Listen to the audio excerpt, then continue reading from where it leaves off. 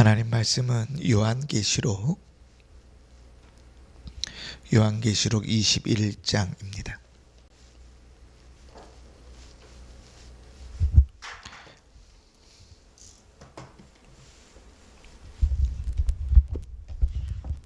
우리 찾으셔서 함께 봉독합시다. 1절로 4절까지 우리 함께 봉독합니다. 시작. 또 내가 새 하늘과 새 땅을 보니 처음 하늘과 처음 땅이 없어졌고 바다도 다시 있지 않더라. 또 내가 보매 거룩한 성 예루살렘이 하늘에서부터 하나님께로부터 하늘에서 내려오니 그 준비한 것이 신부가 남편을 위하여 단장한 것 같더라. 내가 들으니 보좌에서 큰 음성이 나서 이르되 보라, 하나님의 장막이 사람들과 함께 있음에 하나님이 그들과 함께 계시리니 그들은 하나님의 백성이 되고 하나님은 친히 그들과 함께 계셔서 모든 눈물을 그 눈에서 닦아 주시니 다시는 사망이 없고 애통하는 것이나 곡하는 것이나 아픈 것이 다시 있지 아니하리니 처음 것들이 다 지나갔음이로라. 아멘.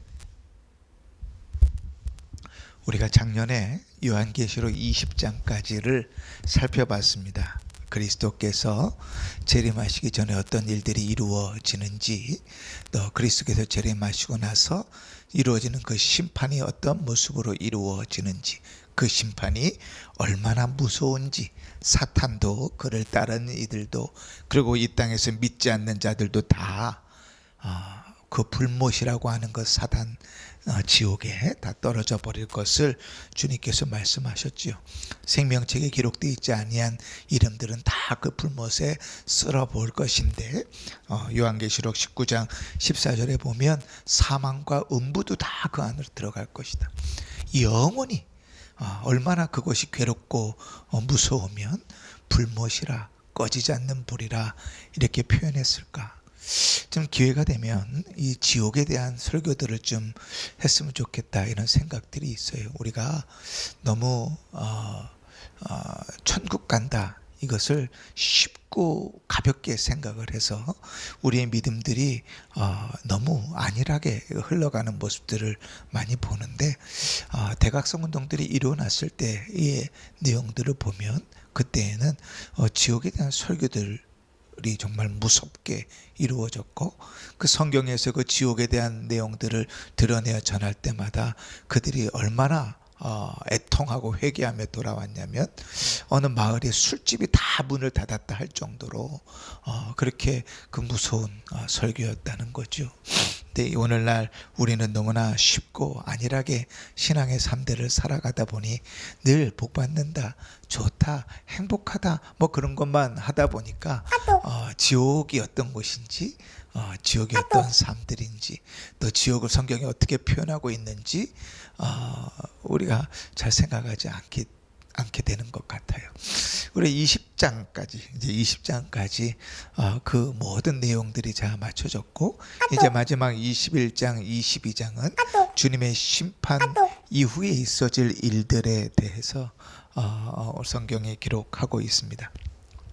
소위 우리가 천국 많이 힘드시죠? 소위 우리가 천국이라고 이야기하는 그리스도께서 재림하셔서 우리가 영원히 살아갈 곳에 대해서 오늘 20장부터는 쭉 설명하고 있는데요. 이 천국을 성경은 본향이라고도 이야기합니다. 이 본향이라는 말은 원래 고향이라는 말이잖아요. 원래 지역이란 말인데, 왜 본향이라는 말이 나왔는가 하면 히브리서 11장의 믿음의 사람들을 쭉 언급하면서 그들이 그 본향을 사모했다, 이렇게 말합니다. 오늘 찾아볼까요? 히브리서 11장을 찾아봅시다. 13절부터 16절인데 찾아서 큰 소리로 같이 읽어보십시다. 히브리서 11장 13절부터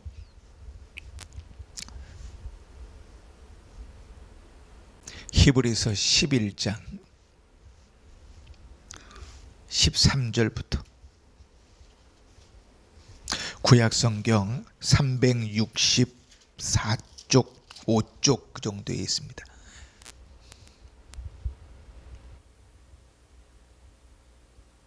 신약성경에도 거의 뒤쪽에 있어요.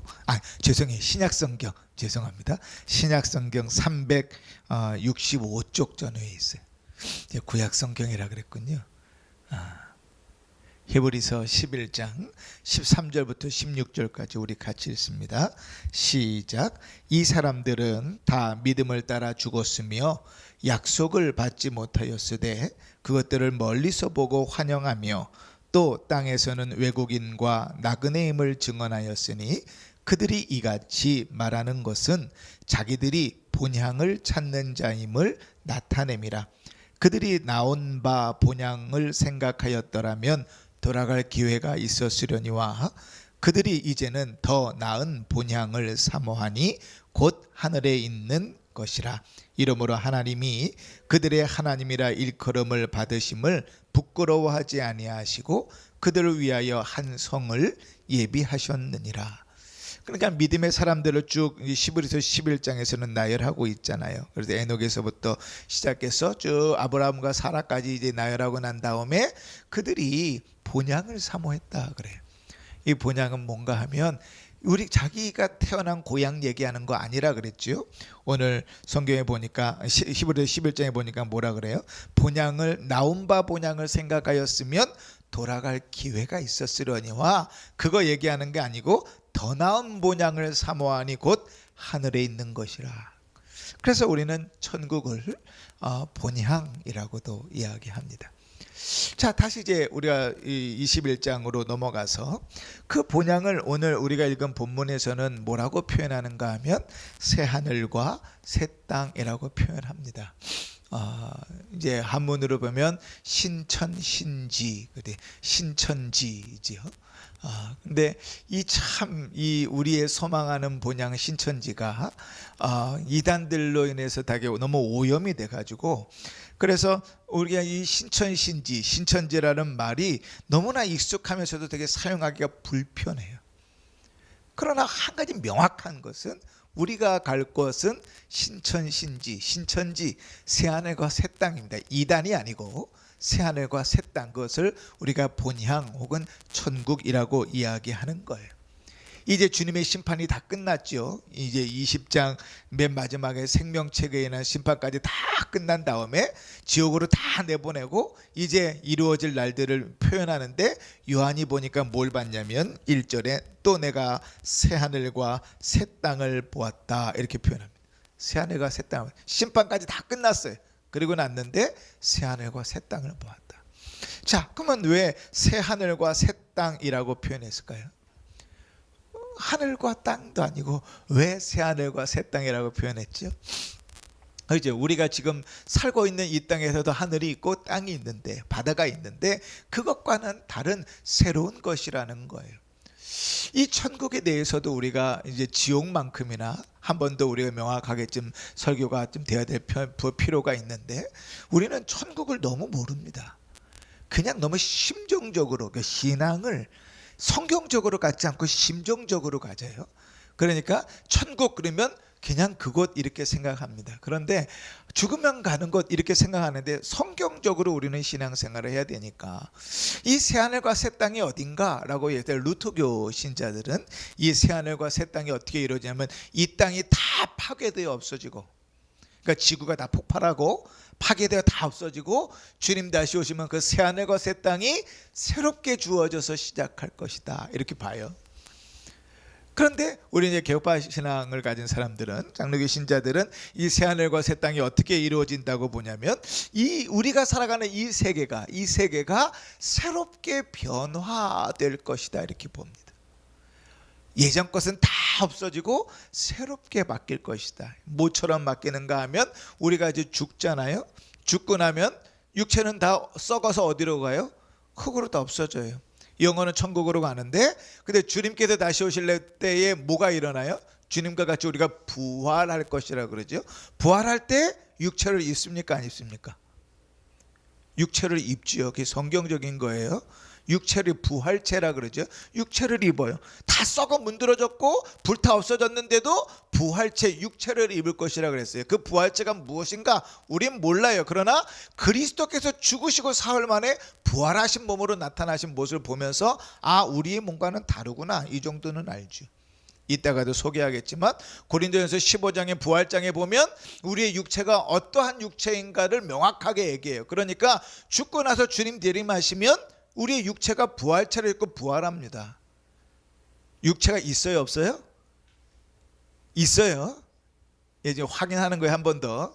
육체가 있어요. 부활한 우리가 육체를 입는 거예요. 그와 마찬가지로 이 땅도 이 하늘도 이 땅도 새 하늘과 새 땅이 올 때는 예전 것은 다 없어지고 새롭게 변할 것이다. 그것이 어떤 것인지 우리는 잘 몰라요. 그러나 그것을 표현하고 있는 부분들이 있어요. 베드로후서 3장을 한번 볼까요? 찾아보십시다. 베드로후서 3장.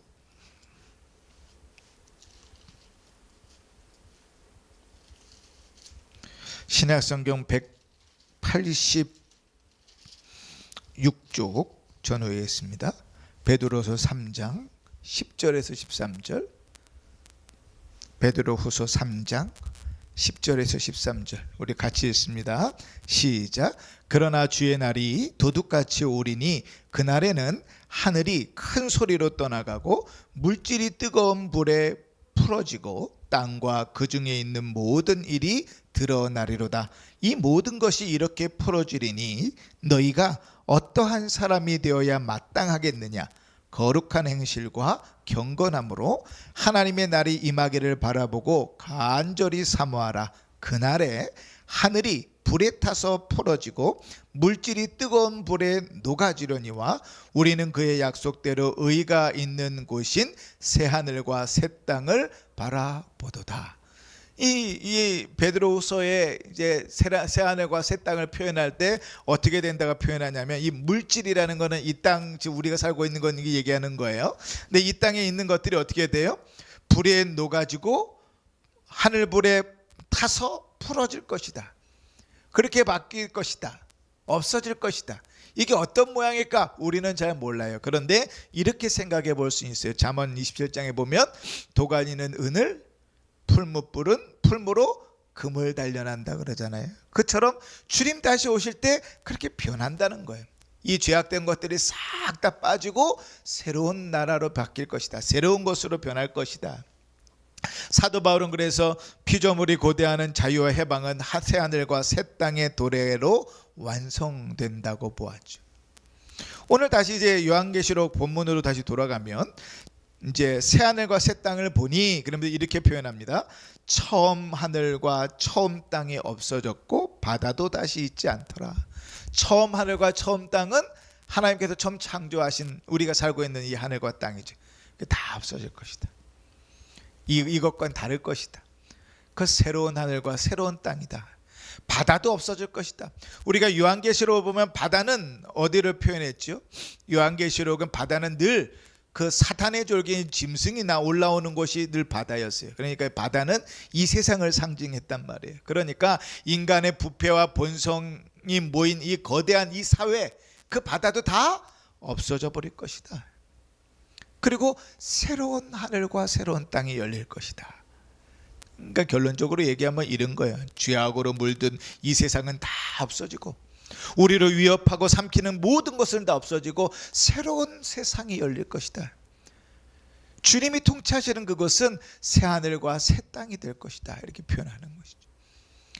그것에 대한 표현들이 더 구체적으로 계속해서 나오고 있으니까 뒤로 좀 넘기도록 하고, 자, 그렇게 이제 새 하늘과 새 땅을 보았는데 요한이 그러고 나서 또 하나를 보니까 새 하늘과 새 땅이 열리고 거기서 뭐가 또 내려오냐면 2절에 또 내가 보매 거룩한 성 새 예루살렘이 하나님께로부터 하늘에서 내려왔다. 이렇게 봅니다. 요한이 뭘 봤다고요? 이제 새 하늘과 새 땅을 넘어 뭐 드나요? 거룩한 성 새 예루살렘이 내려왔다는. 여러분, 우리가 생각하는 예루살렘은 어떤 예루살렘이에요? 이스라엘의 예루살렘 성을 중심으로 이스라엘 백성들이 모여 사는 곳이죠. 그죠? 성전이 있고 하나님의 임재가 있는 곳이어서 이스라엘 백성들은 대대로 예루살렘은 하나님의 임재가 계시는 곳이라고 생각했어요. 그래서 멀리 타지에서도 예루살렘을 향하여 기도했어요. 여러분, 공항을 가다 보면 또 이제 이슬람 국가들을 가다 보면 특히 호텔이나 이런 데 들어가면 화살표 표시가 되어 있는 데가 있습니다. 그 화살표 표시는 뭐를 표현하냐면 이 이슬람 무슬림들이 메카를 향한 방향이 그 화살표 표시예요. 그러니까 그들은 정해진 시간에 메카를 향하여 기도한단 말이에요. 그럼 동서남북이 어디인지 모르니까 어디가 메카야 모를 때 공항이나 혹은 호텔이나 이런 데는 화살표 표시를 해서 메카가 어느 방향인지 표시를 해놨어요. 그래서 거기를 향하여 기도할 수 있도록, 절할 수 있도록 만들어놨죠. 옛날 이스라엘 백성들은 어디에 흩어져 있든지 예루살렘을 향하여 기도했죠. 문제는 뭔가 하면 지금 요한이 요한계시록을 쓰고 있을 이 당시에는 예루살렘은 없었다는 거예요. 이스라엘의 역사를 보면 이 요한계시록은 대략 언제쯤 쓰여졌냐고 생각하냐면 주 95년 정도에 쓰여졌다고 생각을 합니다. 95년 전후예요. 지금으로부터 생각하면 거의 뭐 천 몇백 년이 빠지는 거죠. 95년 전후에 쓰여졌는데 그 예루살렘은 언제 망했는가? 로마의 티투스 장군이 예루살렘을 침공하여 멸망시켰을 때가 70년 전. 그러니까 티투스 장군이 예루살렘을 쳐들어가 유대인들의 반랍을 진압하고 예루살렘 성을 다 부시고 예루살렘 성 안에 있는 집들에 다 불태워서 다 없애버리고 예루살렘에 살았던 모든 유대인들을 각지의 로마에 흩어져 살아가도록 다 흩어버린 게 주 70년이라고요. 그리고 적어도 25년이 지난 다음에 요한이 요한계시록을 받았으니까 요한이 요한계시록을 받았을 때는 예루살렘 성은 없었어요. 이미 불타서 없어지고 말았어요. 그러니까 지금 요한이 하늘을 봤는데 거룩한 성 새 예루살렘이 내려왔다라는 것은 이스라엘 사람들로 하여금 이 말씀은 대단한 큰 소망을 갖게 하는 것이죠. 다 망했는데 새로운 예루살렘을 바라보게 하는 것이니까. 이스라엘은 역사 가운데 그런 경험이 있지요, 그죠? 아수르에 의해서 북이스라엘이 망하고 바벨론에 의해서 남유다까지를 다 멸망한 다음에 70년 동안 다 흩어져 살았잖아요. 예루살렘 성은 다 회파돼 버렸고 무너져 버렸고 성담도 다 무너진 상태에서 거기에 다른 이방인들이 와서 살고 있었는데 약속하신 70년 만에 이제 하나님은 이스라엘 백성들을 다시 돌아오게 하시죠. 돌아오게 하셔서 보니까 얼마나 기가 차요. 얼마나 기가 차요. 뭐 경험해 본 사람은 알죠, 그렇지? 저는 한번 불을 놔봤으니까 알아요. 엄동선안에 집에 들어왔는데 집안이 홀라당 불타가지고 갈 데가 없어서 친구 집에서 연말 연시를 지내야 하는 상황이, 물론 부모도 있고 고치면 집으로 들어가기도 하겠지만 참 속상한 일이죠. 근데 그때 당시 이스라엘 사람들은 완전히 다 회파돼서 없었다고요. 그러니까 그들은 경험이 있어요. 근데 그 경험이 지금 요한계시록을 요한이 하나님으로부터 받았던 그 시점에 이미 로마로부터 예루살렘이 또 무너진 상황이었다고요. 그러니까 이스라엘 백성들은 소망 없는 상황 가운데 요한이 하늘로부터 거룩한 성 새 예루살렘이 내려오는 것을 보았다는 사실은 대단히 큰 위로와 소망을 주는 것이죠. 자, 그런데 우리가 이 예루살렘을 생각할 때 한 가지 우리가 기억해야 될 것은, 이 예루살렘이 건물이 아니구나, 이런 이해를 좀 가져야 됩니다. 주님께서 요한을 통하여 보여줬던 거룩한 성 새 예루살렘은 단순히 그냥 그들이 로마의 티투스 장군이 무너뜨렸던 예루살렘 성이 다시 세워지는 모습을 보여준 것이 아니라, 결론을 먼저 얘기하면 그것은 교회를, 그리스도의 교회를 예표하는 것으로 보아야 됩니다. 근데 그 얘기가 21장 내내 나와요.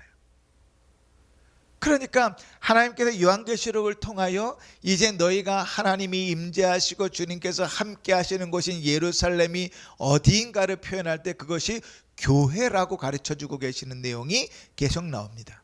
한번 볼까요? 2절을 보시면 2절을 보시면 우리 같이 읽어보십시다. 끝까지 시작. 예, 같이 읽읍시다. 시작.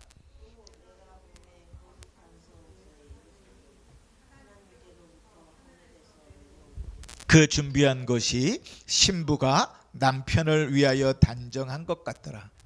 자, 우리가 보통 건물을 예루살렘 성을 건물이라고 생각하면 그 건물이 참 아름답다라고 표현할 때는 보통 우리가 뭐라고 표현하겠어요? 야, 그 건물은 참 멋있다, 그치? 참 잘 지었다, 이쁘다, 뭐 이렇게 표현할 거 아니에요? 그런데 요한이 그 건물을 보면서 뭐라고 표현했어요? 그 준비한 것이 신부가 남편을 위하여 단장한 것 같더라. 그러니까 성경에서 신부라고 표현되는 것은 딱 하나의 예표밖에 없어요. 뭐죠? 그리스도의 교회죠. 신랑은 누구예요? 신랑 대신 예수 그리스도. 그 신랑 대신 예수 그리스도의 짝꿍은 언제나 신구약 성경 전체를 통틀어 한 번도 변해본 적이 없어요. 뭐예요? 그리스도의 교회라고요. 그러니까 거룩한 성 예루살렘, 새 예루살렘을 바라보면서 아, 신부가 남편을 위하여 단장한 것 같더라 라고 표현했던 것은 이거는 그냥 건물을 얘기하는 게 아니라 누구의 그리스도의 교회를 얘기하는 것이구나. 억지가 좀 심하네요. 아니에요. 이제 9절부터 계속 그 얘기가 나와요. 9절부터. 그 교회가, 그 새 예루살렘이 왜 교회인지가 9절부터 계속 나와요. 우리가 한 두세 주 이후에 살펴보겠지만. 자, 오늘 여기서 이제 보고 싶은 것은 이런 거예요. 신부가 남편을 위하여 단장한 것 같다. 이런 표현이에요. 요한이 새 예루살렘으로 표현하는 그리스도의 교회를 바라볼 때 그 교회를 어떻게 봤다면 참 후줄구리하고 쭈글쭈글하고 냄새나고 못생겼다고 보여진 게 아니라 신부가 준비한 것 같은 아름다운 모습으로 교회를 보고 있죠. 그죠? 아름다운 모습으로 묘사하고 있어요. 결혼식에서 가장 아름다운 사람은 누구예요? 그 신부죠. 그러니까 우리가 상식적으로도 다 아는 거잖아요. 그렇게 생각하고 나면 요한은 지금 그 교회의 모습이 얼마나 아름답게 보여 있는가 하는 것이죠. 자, 그 교회를 두 가지로 표현하고 있습니다. 첫 번째는 뭔가 하면 2절에 보니까 하나님께로부터 하늘에서 내려왔다 이렇게 표현해. 하나님께로부터 하늘에서 내려온 교회라는 것은 그 소유권이 누구에게 있다는 거예요? 하나님께 있다는 거예요. 그 하늘에서 내려왔다는 거, 그 기원이 누구에게 있다는 거예요? 하나님께 있다는 거예요. 이 땅의 교회는 누구의 거예요? 하나님의 것이에요. 이 땅의 교회는 누구로부터 시작했어요? 하나님으로부터 시작됐어요. 이 땅의 교회는 그리스도의 신부예요.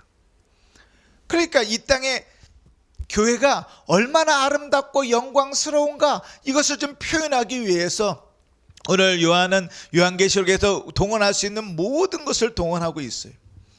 자, 그렇게 한번 생각해 보면 이 땅의 교회는 어때요? 이 땅의 교회는요 참 보잘것없어요. 이 땅의 교회는 참 형편없어요. 이 땅의 교회와 교회를 이루고 있는 교인들은요 참 형편없어요. 시간이 갈수록 저질이에요. 시간이 갈수록 신앙을 다 까먹어요. 교회가 교회된 모습을 발휘하지도 않아요. 예배가 온전히 드려지지도 않아요. 예배를 사모하지도 않아요. 교회의 복음의 역할을 내지도 않아요. 참 이 땅의 교회는 힘들어요. 더더군다나 세상 가운데서 교회는요 이리 채이고 저리 채예요. 얼마나 핍박과 환난과 고난을 받고 무시를 당하는지 몰라요. 이 땅의 교회는 그렇게 아름다워 보이지 않아요. 이 땅의 교회는 그렇게 거룩해 보이지 않아요.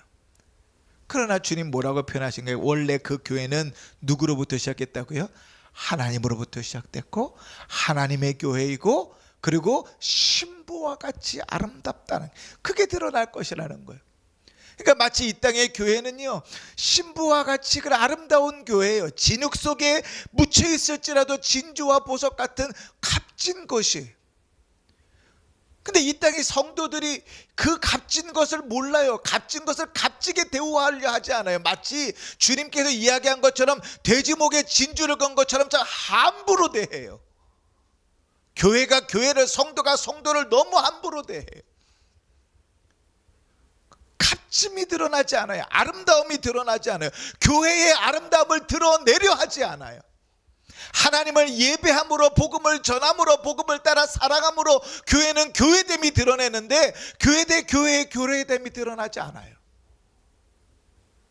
그렇게 애쓰지도 않아요. 그냥 당연한 것 같고 습관적으로 그냥 나와서 예배드릴 뿐이에요. 이건 대단히 괴롭고 속상한 일이에요. 교회는 하나님의 것이고 그리스도로부터 시작됐고 그리스도의 신부이고 그 신부의 아름다운 것이 아름다운 것이라고 표현하고 있는 거예요. 요한은 그 교회의 본질을 지금 보고 있는 거예요. 그 교회가 어떤 것인가 이제 9절 이하에 계속 나올 거니까 나 뒤에 이제 좀 살펴보기로 하고, 그러고 나서 이제 요한이 하늘의 보좌에서부터 나오는 음성을 듣습니다. 그 음성 속에 하나님이 다스리시는 나라, 신부되는 교회가 아름답게 드러내는 것이 도대체 어떤 것인가를 보여주고 있어요. 3절 보실까요? 내가 들으니 보좌에서 큰 음성이 나서 이르되, 보좌는 누가 계신 곳이에요? 보좌는 누가 계신 곳이에요?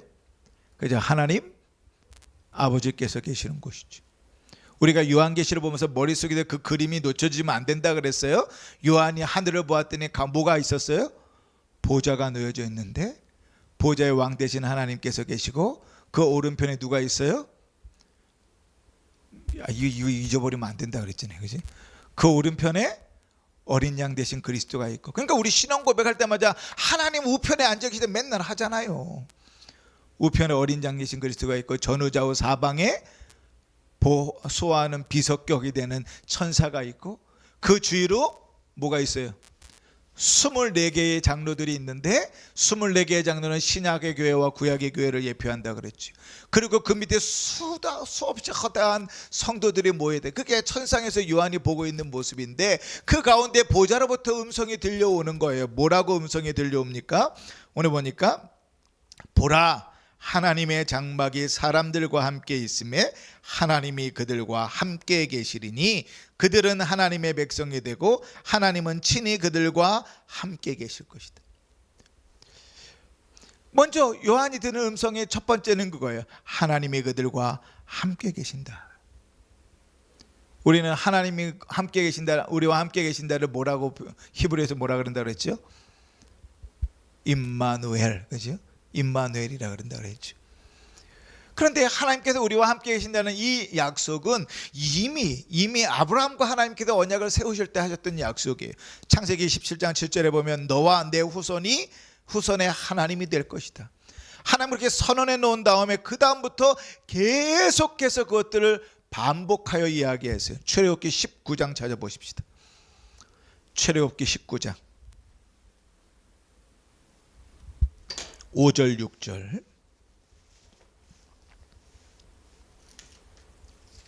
출애굽기 19장 5절 6절. 구약성경 111쪽. 자, 읽습니다. 시작. 세계가 다 내게 속하였나니 너희가 내 말을 잘 듣고 내 언약을 지키면 너희는 모든 민족 중에서 내 소유가 되겠고 너희가 내게 대하여 제사장 나라가 되며 거룩한 백성이 되리라. 너는 이 말을 이스라엘 자손에게 전할지어다. 아브라함에게 약속하신 것을 이삭과 야곱을 이어서 지금 모세를 통해서 이스라엘 백성에게 약속하셔요. 너희는 민족 중에서 내 소유가 되겠고 너희가 내게 대하여 제사장 나라가 되며 거룩한 백성이 될 것이다. 이 말씀은 예레미야 선지자를 통해서 이제 나라가 망하고 흩어져 있는 이스라엘 백성들에게 이렇게 선언하십니다. 예레미야 31장 33절에 나는 그들의 하나님이 되고 그들은 내 백성이 될 것이라 여호와의 말씀이니라. 그러고 나서 한참 시간이 흐른 후에 에스겔 선지자를 통하여 하나님 또 반복해서 이야기하십니다. 에스겔 36장 28절에 내가 너희 조상들에게 준 땅에서 너희가 거주하면서 내 백성이 되고 나는 너희의 하나님이 되리라. 그리고 나서 구약이 거의 다 끝날 때 스가랴 선지자를 통해서 하나님 또 이야기하세요. 스가랴 8장 8절에 그들은 내 백성이 되고 나는 진리와 공의로 그들의 하나님이 되리라. 그러고 나서 신약으로 넘어와도 그 약속은 계속 이어집니다. 바울을 통해서 고린도 교회를 향하여 이렇게 얘기합니다. 이와 같이 하나님께서 이르시되 내가 그들 가운데 거하며 두루 행하여 나는 그들의 하나님이 되고 그들은 내 백성이 되리라. 베드로 사도를 통해서도 똑같이 흩어진 교회 성도들에게 그렇게 말씀하십니다. 2장 10절에 너희가 전에는 백성이 아니더니 이제는 하나님의 백성이요 전에는 긍휼을 잊지 못하더니 이제는 긍휼을 얻은 자니라. 그리고 오늘 요한을 통해서 주님께서 그 환상을 통해서 또 음성을 통해 이렇게 들려주시는 거예요. 보라 하나님의 장막이 사람들과 함께 있음에 하나님이 그들과 함께 계시리니 그들은 하나님의 백성이 되고 하나님은 친히 그들과 함께 계실 것이다. 하나님은 한 번도 그 약속을 어겨보신 적이 없어요. 오히려 때마다 시마다 이 약속을 계속하셨어요. 그리고 이제 주님이 영원히 다스리는 새하늘과 새 땅에서도 하나님은 그들과 함께 계시겠다고 약속하세요. 자, 근데 문제는 뭔가 하면, 아니 새하늘과 새 땅에서까지 주님 함께 계신다고 하고 그 하나님이 지금 우리와도 함께 계시는데, 그럼 지금 우리와 함께 계시는 게 뭐가 다르냐? 새하늘과 새 땅에서 주님께서 함께 계시는 것과 지금 이 땅에서 우리와 함께 계시는 게 뭐가 다르냐? 그지? 우리가 신년에 특별기도회를 통해서 3일 동안 은혜를 너무 많이 받았잖아요. 그죠? 먼저 가시는 하나님, 뒤에서 호위하시는 하나님, 우리 옆에서 함께 계시는 하나님, 그 전체를 임마누엘 하시는 하나님, 그 성도님들이 서로 막 은혜를 너무 많이 받아가지고 서로 막 간증하고 그런 시간들을 제가 들었어요. 정말 하나님께서 사모하는 자에게 은혜를 부어주셨구나, 그런 그 생각들이 들어서 너무 힘이 났는데, 하나님 참 역사하셨구나, 사모하니까 주님 막 은혜를 부어주셨구나, 그런 생각들이 많이 들었는데요. 지금 그 임마누엘 하시는 하나님과 새하늘과 새 땅에서 임마누엘 하시는 하나님, 그럼 뭐가 차이가 있냐? 지금도 함께 계신데 이 모양 이 꼴이지 않느냐? 새하늘과 새 땅에서 함께 계시는 하나님이 똑같지 않겠느냐? 그럴 때 아니라고 주님 말씀하시는 거예요. 4절에 보면 주님께서 그날에 함께 계실 때 이렇게 표현합니다. 모든 눈물을 그 눈에서 닦아주심니 다시는 사망이 없고 애통하는 것이나 곡하는 것이나 아픈 것이 다시 있지 아니하리니 처음 것들이 다 지나갔음이로라. 뭐가 없다고요? 눈물과 애통과 곡하는 것과 사망 같은 것들이 다 없다고. 그 모든 것들은 다 우리가 이 땅에 살아가면서 누리는 것들은 뭐의 결과로 주어진 거냐면 죄와 타락의 결과로 우리에게 주어진 것들이에요. 우리는 여전히 그 안에 있어요. 그런데 새 하늘과 새 땅이 되면 이전에 첫째 하늘과 첫째 땅은 다 없어질 것이니까 이제 새 하늘과 새 땅에서는 죄와 타락의 것들이 없으니 이제 더 이상 그곳에는 눈물도 없고 애통도 없고 고통하는 것도 없고 괴로움도 없고 사망도 없다는 거예요. 주님이 함께 계시기 때문에 그 모든 것을 우리가 누린다는 거예요. 그 눈에서 눈물을 닦아줄 것이다. 아니 주님, 그 왜 요한계시록에 가서야 이제야 주님 이런 말씀하신가? 아니요, 이미 주님은 계속 얘기하셨어요. 이 말씀을 이사야 선지자를 통하 이렇게 말씀하십니다. 이사야 25장 8절 찾아보십시다. 25장 8절, 이사야 25장 8절, 구약성경 994쪽 5쪽에 있습니다. 이사야 25장 8절, 이미 이사야 선지자를 통하여 천국이 어떤 것인지 새하늘과 새 땅이 어떤 것인지 명확하게 밝히고 계세요. 같이 읽습니다. 시작. 사망을 영원히 멸하실 것이라 주 여호와께서 모든 얼굴에서 눈물을 씻기시며 자기 백성의 수치를 온 천하에서 제하시리라. 여호와께서 이같이 말씀하셨느니라.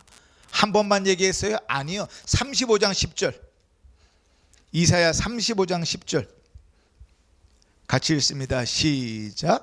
여호와께서 속량함을 받은 자들이 돌아오되 노래하며 시온에 이르러 그들의 머리 위에 영영한 희락을 띠고 기쁨과 즐거움을 얻으리니 슬픔과 탄식이 사라지리로다. 할렐루야, 아멘. 또 얘기하세요. 65장 19절,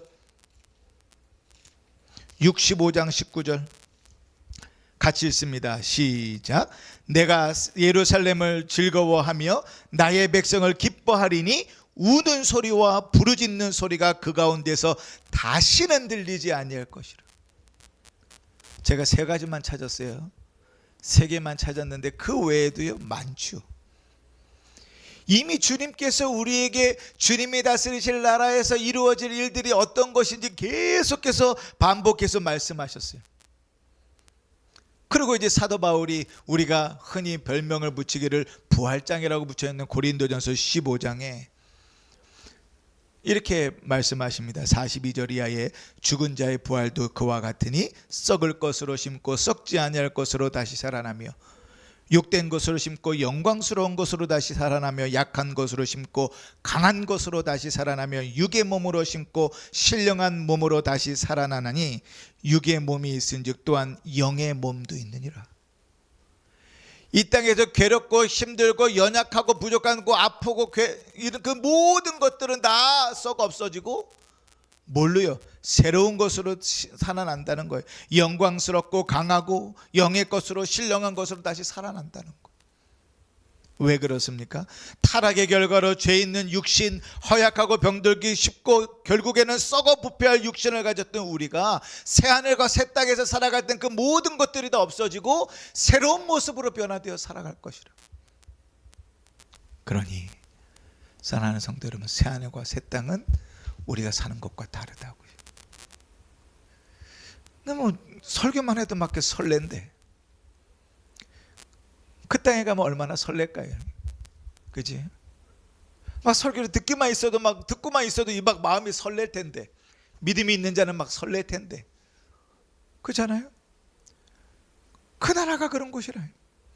오히려 이 땅에서 괴롭고 힘들고 아프고 외로우면 더할수록 그런 일들이 많으면 많을수록 죄 때문에 겪게 되는 일들이 더하면 더할수록 더 소망이 되어지고 더 마음이 설레지는 것이 믿음으로 그 말씀을 받는 우리들의 모습일 텐데, 그렇잖아요. 그러니까 리차드 박스터라는 사람은요 하루에 30번씩 천국을 묵상하는데 초등학교도 제대로 나오지 못했던 이 사람이 얼마나 풍성하고 신실한 말씀을 그 신앙의 서적들을 썼는지 몰라요. 그 천국을 묵상하는 것은 우리를 설레게 만들어요. 이 땅을 살아가면서 그 땅을 바라보는 그 믿음으로 살게 만들어요. 그것을 믿는 자는, 머릿속으로 아는 자 말고 그것을 믿는 자는, 묵상하는 자는 그 삶 속에서요 그것이 설레고 그 마음이 설레게 만들어요. 그게 믿음이 있는 자죠. 자, 그러면 우리는 본향인 새하늘과 새 땅을 살게 될 것을 안다면, 믿는다면 이 땅에서 어떤 모습으로 살아가야 될까요? 뭐 비관론자들은 그러겠죠. 아이고 빨리 죽어야지, 그래야 새하늘과 새 땅에서 살지. 그거는 성경이 우리에게 가르치는 믿음 위에 서 있지 않는 사람이에요.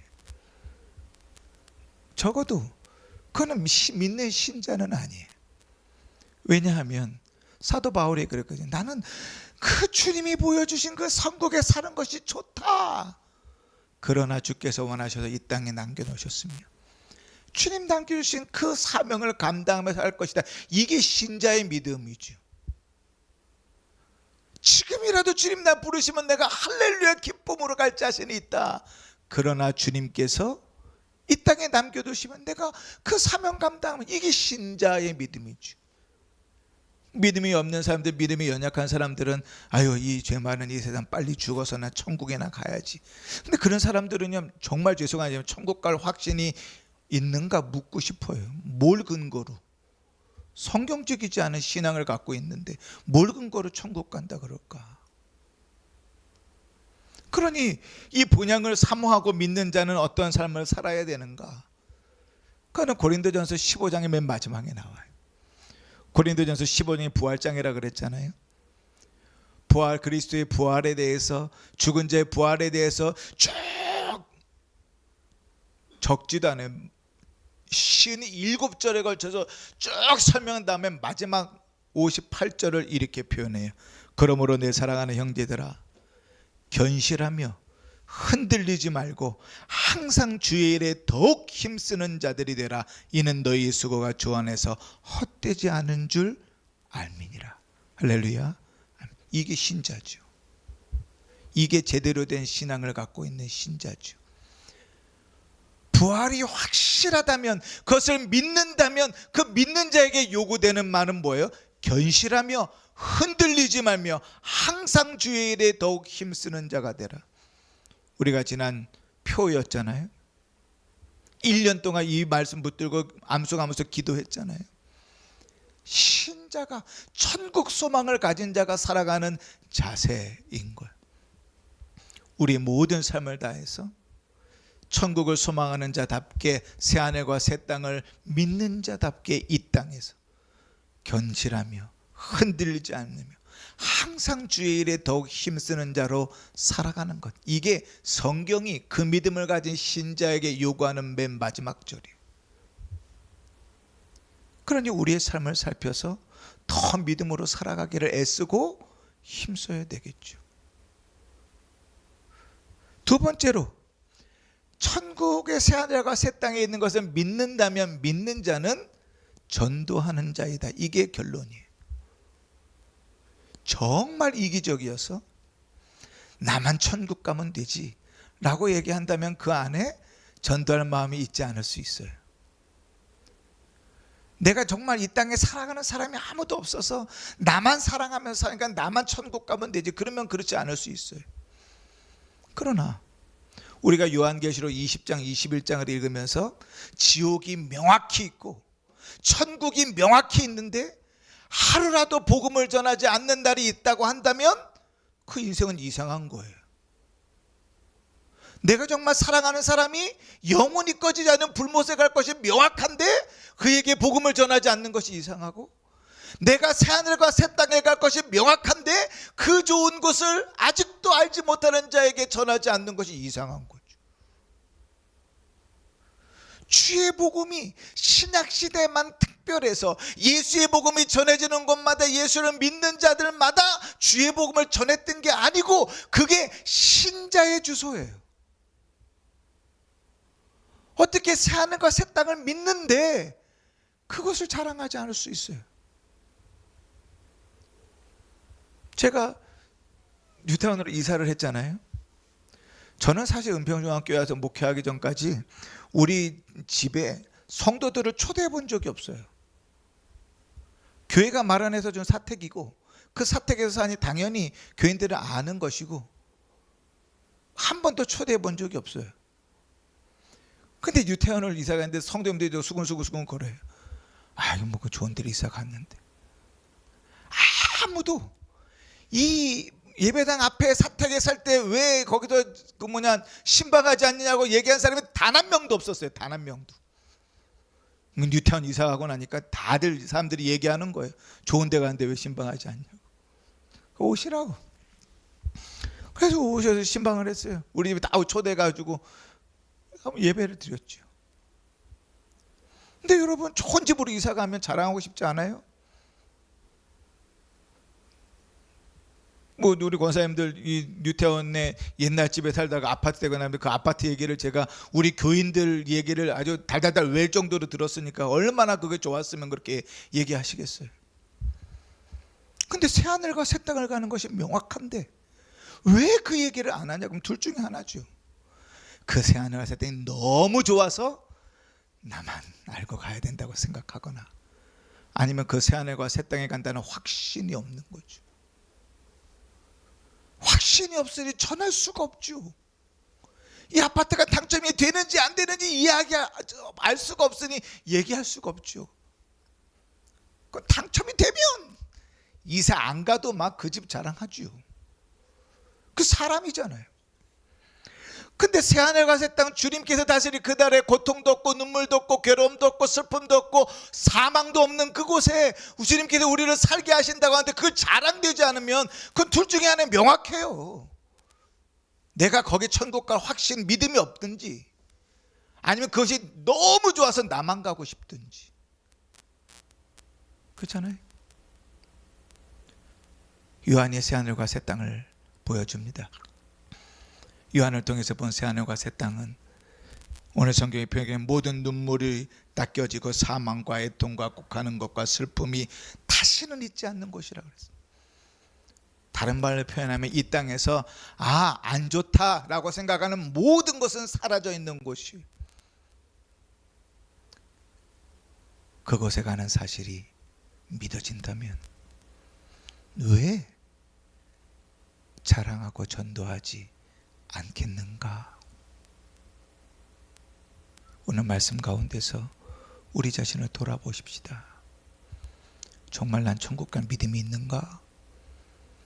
그러면 전도하지 않는 것이 이상한 겁니다.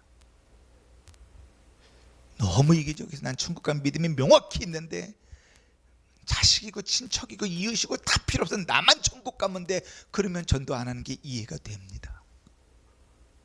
그러나 그 두 가지는 무엇으로 봐도 성경적이지 않아요. 그러니 우리가 새하늘과 새 땅에서 살아갈 것이 믿어진다면 복음 전한 자로 사는 것은 당연한 삶입니다. 그 당연한 일들이 우리 삶에 있는가 돌아보면서 기도할 수 있기를 바랍니다. 그래서 우리의 삶에서는 새하늘과 새 땅 본향을 향하여 가는 길들이 더 명확해지고 확실해져서 기쁨과 즐거움으로 그 길을 걸어가기를 바라고 우리의 입을 열어서는 언제나 그것을 소망하며 자랑하며 기쁨으로 살아가는 복된 성도들 되시기를 주의 이름으로 축원합니다. 아멘. 기도합시다.